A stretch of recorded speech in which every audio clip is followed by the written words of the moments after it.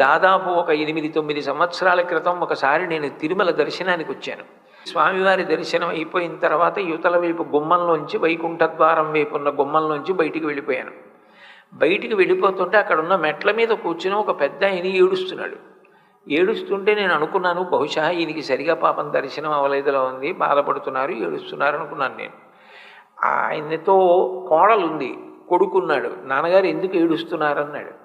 ఆయన అన్నాడు, ఒరే ఒక పావు గంట సేపు కాళ్ళు కదపకుండా నిలబడలేము, ఎప్పటి నుంచి నిలబడ్డాడ్రా, అలా మమ్మల్ని చూడడం కోసం కాదు కదపకుండా నిలబడ్డా, అలా నిలబడి ఎక్కడెక్కడి నుంచో నన్ను చూడ్డానికి వస్తారు, నేను చూడకపోతే నొచ్చుకుంటారని అలాగే చూస్తూ ఉన్నాడా.